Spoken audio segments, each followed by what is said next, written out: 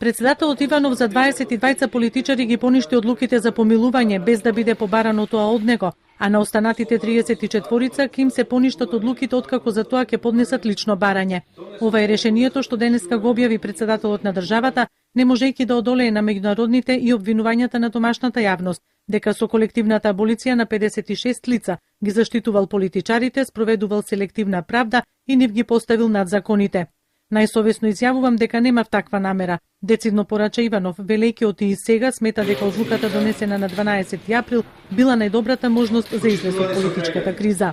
Денес донесов одлука да поништам дел од одлуките и без помилуваните лица да го побараат тоа од мене.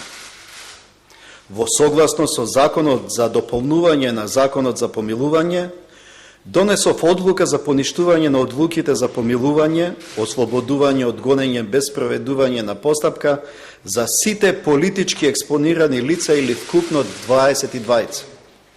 Сите други лица, согласно законските измени, имаат можност да поднесат лични барања за поништување на нивните одлуки за помилување. Не сакам веќе никој да има сомнеш. Ниту еден политичар не е над законот. Ниту еден политичар не е недопирлив.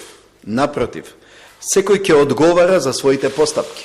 Оливер Андонов, говорејќи од името на ГДОМ, ја поздрави одлуката на председателот Иванов за поништување на одлуката за аболирање, иако не мисли дека овој потек ќе придонесе нешто во насока на смирување на политичката криза.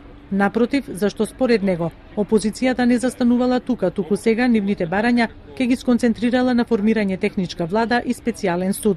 Ние од ГДОМ сме задоволни од одлуката на председателот, всушност за тоа и се залагавме, да аболицијата, особено за политичарите, не важи затоа што не се сите исти. Единствен политичар кој денеска е аболициран во Република Македонија е господинот Заев за 8 милиони евра за глобал и ако од ништо друго, барем поради етички причини, може да се очекува од него, нека побара повлекување и на таа аболиција, особено имајќи предвид дека пред една недела ми се чини даде една изјава таква во која зборуваше дека ќе побара да му се суди и за глобал.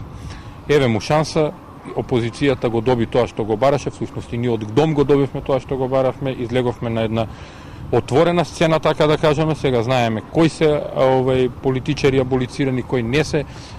И тогаш кажувавме на почетокот не се сите исти, еве сега имаме шанса да пред судот се докажат многу работи. Одлуката за аболирање на 56 лица председателот Иванов ја донесе на 12 април.